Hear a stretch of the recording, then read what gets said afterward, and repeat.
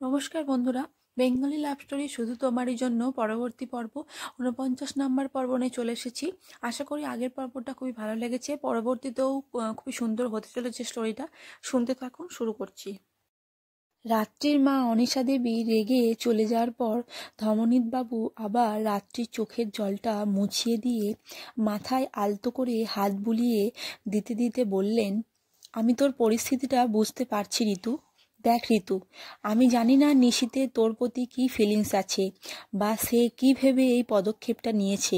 হয়তো তোর জায়গায় সে ঠিক, অন্তত এই মুহূর্তে তার দৃষ্টিভঙ্গিতে সে যা করছে সেটাই তার কাছে ঠিক মনে হয়েছে। এখানে হয়তো কারোর কোনো দোষ নেই, আসলে অনেক সময় পরিস্থিতিটাই এমন হয়ে পড়ে। আমি একটা কথা বলবো ঋতু, কাউকে ভালোবাসা কখনো ভুল বা অন্যায় হতে পারে না, কিন্তু এটাও ঠিক যে এইভাবে নিজের জীবনটাকে একাকিত্বের মাঝে ঠেলে দেওয়াটাও ঠিক নয়। রাত্রি এবারেও কিছু বলল না, তার দু চোখের কোল বেয়ে নীরবে বয়ে চলেছে উষ্ণ নোনা জলের ধারা। ধমনীতবাবু আবার বললেন, ঋতু বেটা, আমি জানি কাউকে এভাবে মন প্রাণ দিয়ে ভালোবাসলে তাকে ভুলে যাওয়া যায় না, কিন্তু যদি সেই সম্পর্কের কোনো পরিণতিই না থাকে, সেই সম্পর্কটাকে আঁকড়ে ধরে থাকাটাও কিন্তু ঠিক নয়। জীবনের নাম কিন্তু থেমে থাকা নয়, এগিয়ে যাওয়ার নামই কিন্তু জীবন। আমি তোকে তোর ইচ্ছার বিরুদ্ধে কখনো কিছু করতে বলিনি, আজও বলবো না। তবে একটা কথা বলবো, জীবনটাকে অন্তত আর একটা সুযোগ কিন্তু দেয়া উচিত। ভবিষ্যতের কথা কেই বা জানে, আমাদের হাতে যতটা থাকে সেইটুকু তো আমাদের করা উচিত, তাই না? তারপর হবে তো সেটাই যেটা এই অলক্ষ্যে থাকা নিয়তি আমাদের জন্য রচনা করে রেখেছেন। রাত্রি অবাক হয়ে শুনছিল ওনার কথা। কোথাও গিয়ে যেন রোয়ানের কালকের বলা কথাগুলোর সঙ্গে একটা অদ্ভুত মিল খুঁজে পেল। কথাগুলো রাত্রিকে যেন ভাবতে বাধ্য করলো। তবে কি জীবনটাকে আরও একটা সুযোগ তার দেয়া উচিত? কিন্তু সে যে নিশীথ ছাড়া অন্য কাউকে ভালোবাসার কথা কল্পনাও করতে পারে না। রাত্রিকে নিশ্চুপ দেখে ধমনীতবাবু বললেন, কি ভাবছিস ঋতু? ভাবছিস তো কি করে এত সহজেই সব ভুলে জীবনটাকে আরও একটা সুযোগ দিবি? রাত্রি একটা নির্বাক বিস্মিত দৃষ্টিতে ওনার দিকে তাকিয়ে রইল। ধমনীতবাবু অল্প একটু হেসে বললেন, এখনই এত ভাবিস না বেটা, নিজেকে কিছুটা সময় দে, তারপর তোর মন যা বলে তাই করিস। শুধু মনে রাখিস, তুই থেমে থাকলেও জীবন থেমে থাকবে না। এগিয়ে যাওয়াই তার ধর্ম, আর তারই সাথে তাল মিলিয়ে এগিয়ে চলাই আমাদের কর্তব্য। সময় চলিয়া যায় নদীর স্রোতের প্রায়, যেজন না বোঝে তারে ধিক শতধিক। কথাগুলো যে কতটা সত্যি সেটা বোধহয় বলাই বাহুল্য। মানুষ থেমে থাকলেও সময় কিন্তু থেমে থাকে না। সেই আদি পুরাতন ছন্দের তালে তার চক্র আবর্তিত হতেই থাকে, অবিশ্রান্ত, অবিরত। সেই সময় নদীর স্রোতের ধারায় অতিবাহিত হয়েছে আরও 2 মাস। এই 2 মাসে বদলেছে অনেক কিছু। আবার তেমনভাবে দেখতে গেলে হয়তো জীবনের আঙিনায় পরিবর্তনের ছোঁয়া লাগলেও অনেক কিছুই সেই আগের মতোই রয়ে গেছে। এই যেমন রাত্রি, ঠিক সেই আগের মতোই প্রাণখোলা হাসিতে মত্ত, প্রাণ প্রাচুর্যে পরিপূর্ণ উত্তাল এক খরস্রোতা পাহাড়ি ঝর্ণার মতোই রয়েছে। কিন্তু তার এই সুন্দর বাহ্যিক আবরণের অন্তরালে লুকিয়ে থাকা সত্তার খবর কতজনই বা জানে। কিন্তু তবুও তার জীবনে অকস্মাৎ আছড়ে পড়া সেই ঝঞ্ঝা অনেক কিছুই বদলে দিয়ে গেছে। সম্পর্কের সমীকরণগুলো কেমন যেন মুহূর্তের মধ্যে সম্পূর্ণ বদলে গিয়েছিল। সেদিনের পর রাত্রি অনেক ভেবেছে। অনিশা দেবীর কষ্টের আবেশে বলা কথা আর ধমনীতবাবুর শান্ত মনে বলা কথাগুলো তাকে বারংবার ভাবতে বাধ্য করেছিল। অনেক ভাবার পর আজ রাত্রি নিজের জন্য এই জীবন পথটা বেছে নিয়েছে। না, জীবনকে রাত্রি কোনোদিনও উপেক্ষা করেনি। শুধু জীবনকে নয়, নিজেকেও যেন আরও একবার সুযোগ দিয়েছে রাত্রি। ধমনীতবাবুর কথা মেনে সেও এগিয়ে চলার পথটাই বেছে নিয়েছে। রোয়ানের কথা মতো তাদের সুন্দর বন্ধুত্বের সম্পর্কটাকে একটা সুযোগ দিয়েছে সে। তবে এত কিছুর মাঝেও নিশীথকে ভোলার কথা তার মনেও আসেনি। রাত্রি সে চেষ্টাও করেনি। যেটা অসম্ভব সেটা নিয়ে অযথা ব্যর্থ প্রয়াস করার কোনো অর্থই নেই। এই 2 মাসে একটা দিনও এমন ছিল না যেদিন রাত্রির মনের কোণায় নিশীথের স্মৃতি উকি দিয়ে যায়নি। রাত্রি আজও কষ্ট পায়, আজও তার মনে সেই একই প্রশ্ন ঝড় তোলে, কেন নিশীথ, কেন তুমি বুঝলে না? কিন্তু রাত্রি আর দুর্বল হয় না। সেই দিনের পর থেকে নিশীথ কোনো যোগাযোগ করার চেষ্টা করেনি, আর রাত্রিও নিশীথের খোঁজ নেয়নি। খোঁজ যে নিতে চায়নি এমনটা নয়, প্রতিটা মুহূর্তে রাত্রির মনে হয়েছে যদি একবার নিশীথের সাথে কথা বলা যেত, হয়তো আবার সব আগের মতো হয়ে যেত। হয়তো নিশীথ বুঝতে পারত সে তাকে যে সুখের জন্য মুক্তি দিয়েছে সেই সুখ তার কাছে অর্থহীন।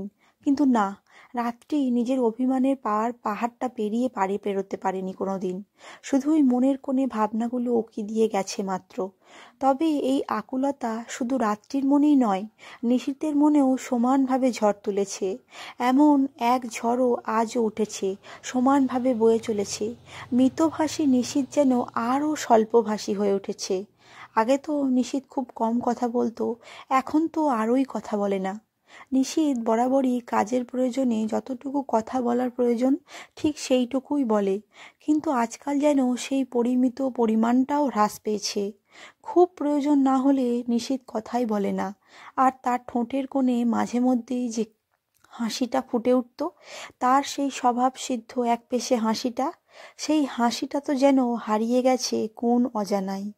প্রতিটা দিনের শেষে গভীর রাতে নিশীথ শূন্য দৃষ্টিতে চেয়ে থাকে দূর গগনের সেই চাঁদের দিকে, যেন নিজের একাকিত্বটা ভাগ করে নিতে চায় ওই চাঁদের সাথে।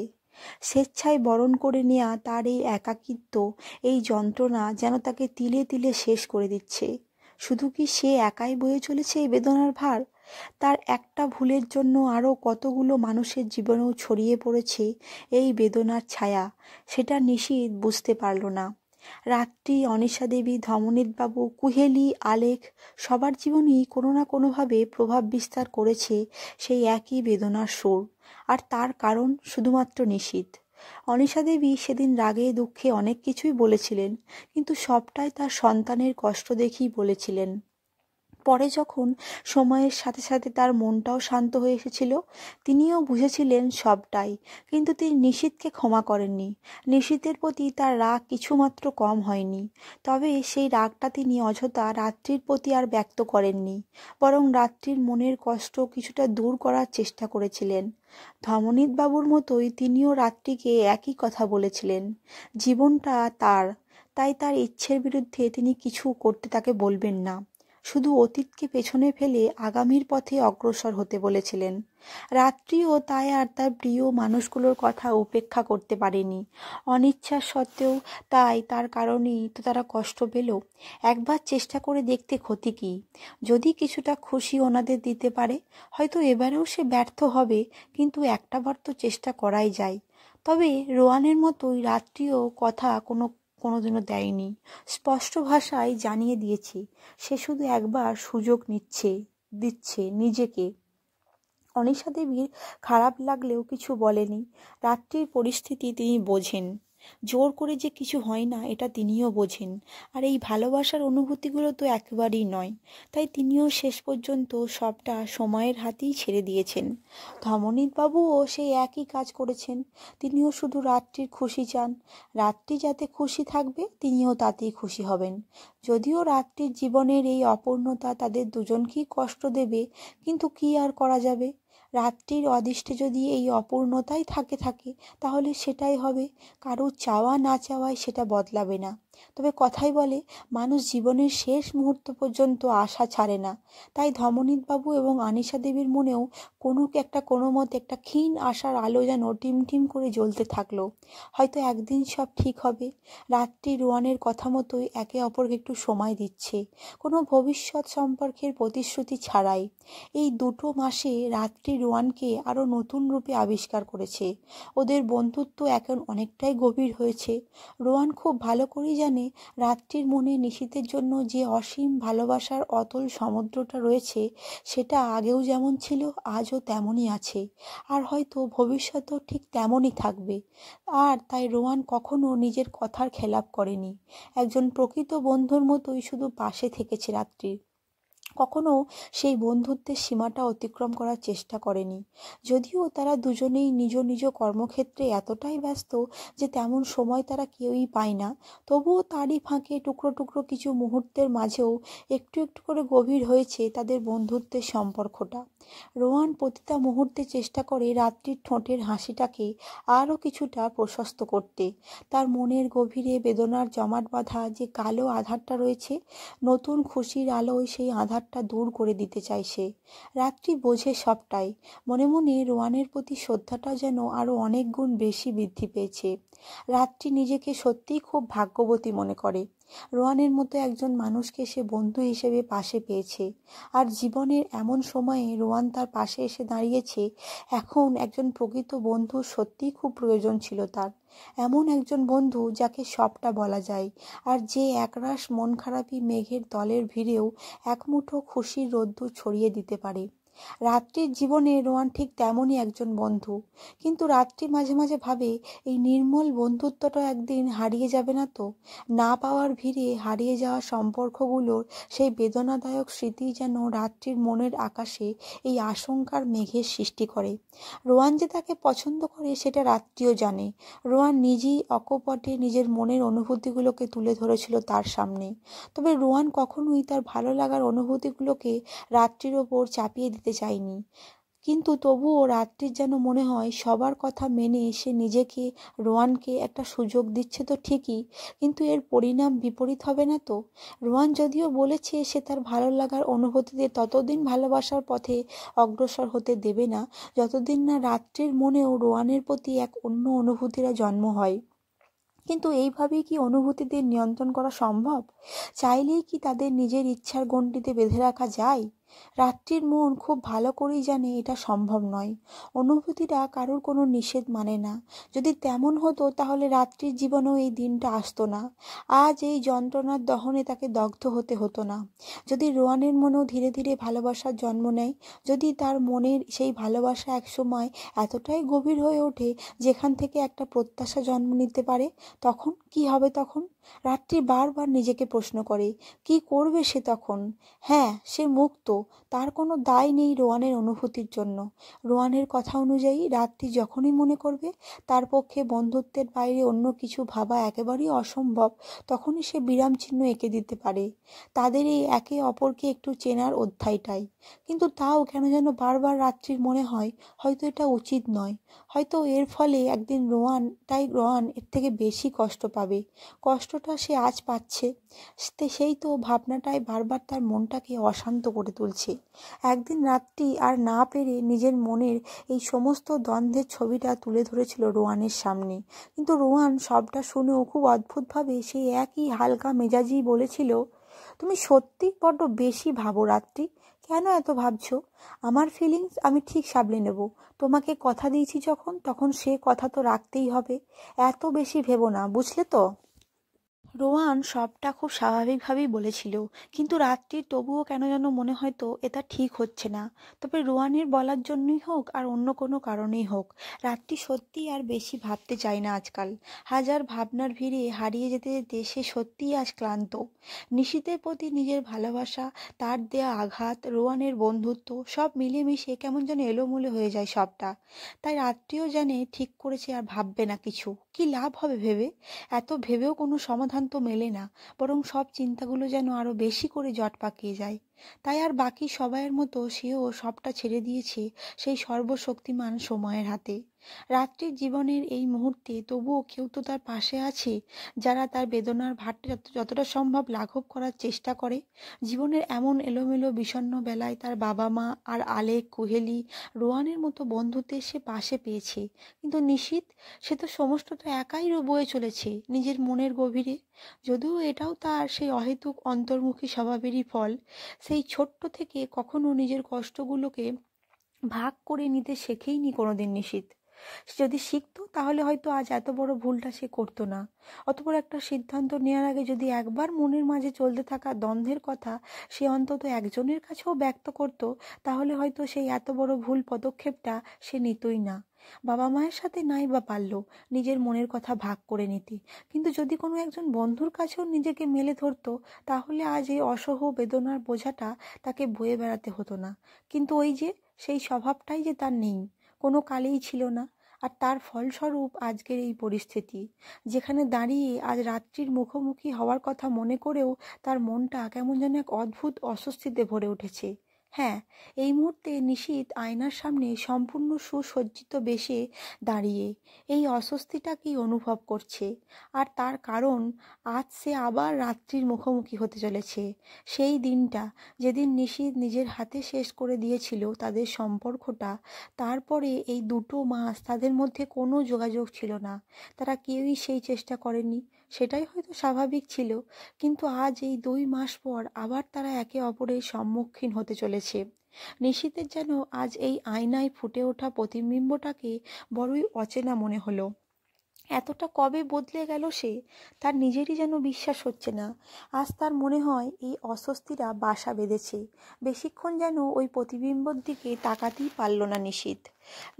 চোখ দুটো বন্ধ করে যেন নিজের অশান্ত মনটাকে একটু শান্ত করার চেষ্টা করে বেরিয়ে পড়ল তার গন্তব্যের উদ্দেশ্যে। মনের অস্বস্তিটা যদিও সম্পূর্ণরূপে মিলিয়ে গেল না, কিন্তু তবুও নিশীথ তাদের নিজের মনের মধ্যেই সীমাবদ্ধ রাখল। তবে শুধু নিশীথ নয়, রাত্রির মনেও আজ ওই একই অস্বস্তি কাজ করছে। নিশীথের মতোই রাত্রিও এই মুহূর্তে সম্পূর্ণ সুসজ্জিতা রূপে বসে আছে আয়নার সামনে। তারও মনটা আজ বড়ই বিচলিত। আজ আবার নিশীথের মুখোমুখি হতে চলেছে সে।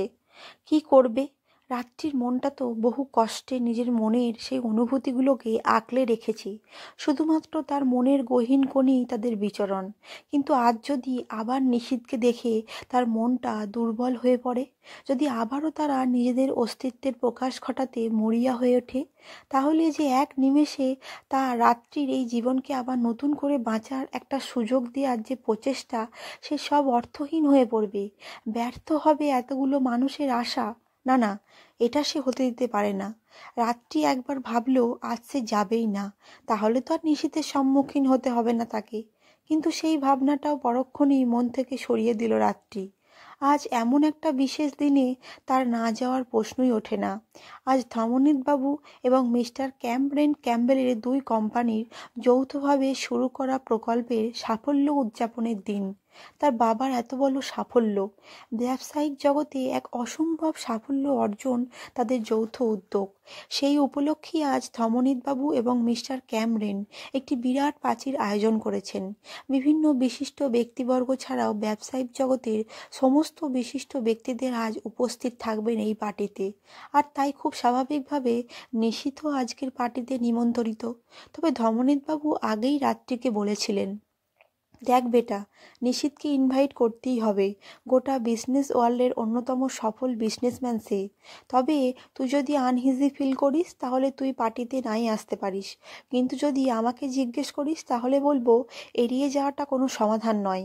এরপর বাকিটা তুই যা ভালো মনে করিস। আমি কোনো কিছুর জন্যই তোকে কোনোদিন জোর করিনি, আর কখনো করবও না।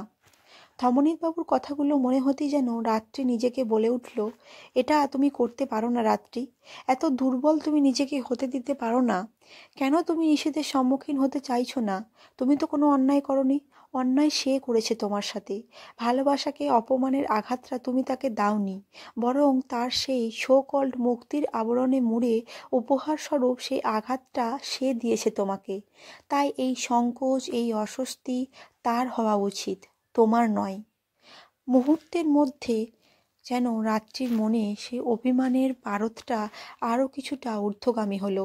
নিজের মনকে শক্ত করে নিল রাত্রি, আর কিছুতেই সে দুর্বল হবে না। আয়নায় ফুটে ওঠা নিজের প্রতিবিম্বের দিকে তাকিয়ে রাত্রি নিজের ঠোঁটের কোণে একটা মিষ্টি হাসির রেখা ফুটিয়ে তুলল। নিশীথকে নিয়ে সে আর কিছু ভাবতে চায় না। আজকের সন্ধ্যাটা অত্যন্ত বিশেষ। আজ শুধু সবটা উপভোগ করতে চায় সে। রাত্রি হাসি মুখে উঠে দাঁড়িয়ে নিজের প্রতিচ্ছবিটা আরও একবার দেখে নিয়ে এগিয়ে গেল গেস্ট রুমের দিকে। কারণ এই মুহূর্তে যে সেখানে রয়েছে তার মনটাকে সম্পূর্ণরূপে ভালো করার ওষুধ, তার সেই 2 খুদে, অনু আর অলি। আজকে এইখানেই শেষ করছি আপাতত। পরবর্তী পর্বগুলো কিন্তু ধামাকাদার হতে চলেছে। এই পার্টিতে কিন্তু অনেক কিছুর সমাধান হতে চলেছে, আর অনেক কিছুর খোলাসা হতে চলেছে, এবং সময়ের সঙ্গে সঙ্গে এই পার্টিতেও কিন্তু অনেক পরিবর্তন আসতে চলেছে। সব কিছু এই পার্টিতেই হবে। অনেক ধামাকা, অনেক টুইস্ট আসতে চলেছে। আগামীতে দারুণ ধামাকাদার পর্ব হতে চলেছে, আপনারা শুনতে থাকুন। যদি না শোনেন অবশ্যই বলবো মিস করবেন। যারা শুধু তোমারই জন্য পড়ছেন শুনছেন তারা অবশ্যই শেষ পর্যন্ত গল্পটা শুনুন, খুব সুন্দর হতে চলেছে। পরবর্তী পর্ব নিয়ে খুব তাড়াতাড়ি ফেলবো। আর যারা নতুন পাঠক পাঠিকারা শুনছেন, নতুন যারা, তারা অবশ্যই আমার আগের গল্প আমার তুমিটা শুনে নেবেন, কারণ ওটার সাথে এটা যুক্ত আছে। পরবর্তী পর্ব নিয়ে খুব তাড়াতাড়ি ফিরছি। যদি ভালো লাগে চ্যানেলটি সাবস্ক্রাইব করতে ভুলবেন না, আর লাইক করতে ভুলবেন না। ধন্যবাদ।